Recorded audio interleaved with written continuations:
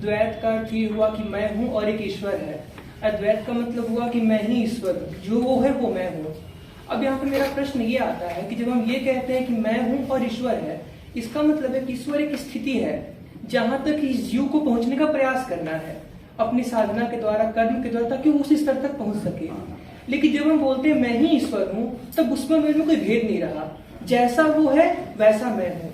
तो इस स्थिति में पूजा करना, मंदिरों का निर्माण करना और डिफरेंट आस्थाओं का निर्माण करना कितना तर्कसंगत है, क्योंकि जो वो है वो मैं है।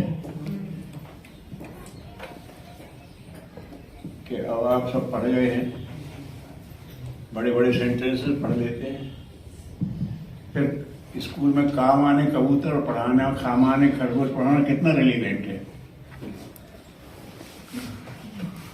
क्यों? यही तो कह रहे हैं ना, जो हम है तो हम है, फिर ये पूजा पाठ ये तमाशा ये करने की क्या जरूरत? यही कहा। अब मैं आपसे कहता हूँ, we are all so much educated, बड़े बड़े वाक्य पढ़ लेते हैं, फिर भी स्कूल में काम आने कबूतर पढ़ा रहे हैं, खाम आने खरगोश पढ़ते हैं, ए फॉर एप्पल पढ़ा रहे हैं। क्यों पढ़ा रहे हैं? हर स्तर के मुझे उत्तर नहीं, हर स्तर के स्टूडेंट्स हैं। वो आपके लिए नहीं पढ़ाएगा, वो उनके लिए पढ़ाएगा। जो डेवलप नहीं है वो तो मंदिर को देख करके ही ईश्वर को याद कर। अभी वो बालक हैं, सोसाइटी का एवरी लेवल, ठीक है ना?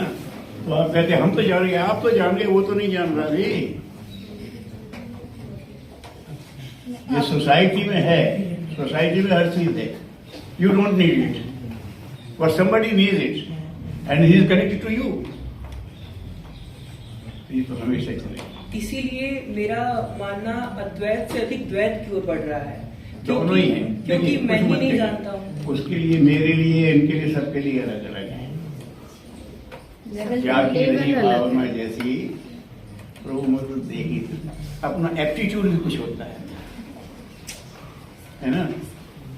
सारे व्यंजन पड़े सजा दिए गए बफे डिनर में, आप अपनी अपनी रुचि का लेके सब खा रहे।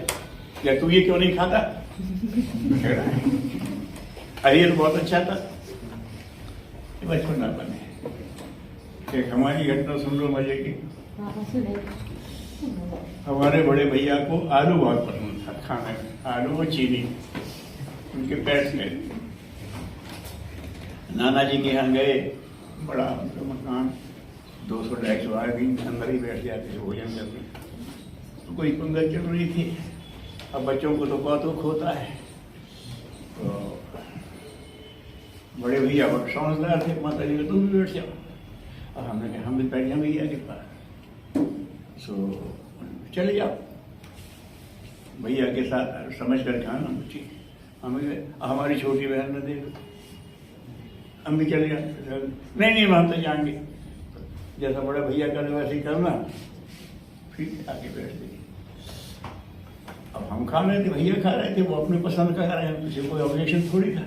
अब बड़े भैया को आलू पसंद थे, वो आलू से खा रहे पूरी, और हम खाए, हमें और सब सब्जियां पसंद थी, तो वो हमसे खाए आलू से खाओ। तो माता जी ने कहा था कि बड़े भैया जैसे खाना नहीं खाना, तो वो तो खाई गई थी, हमसे भी खाए आलू से खाओ।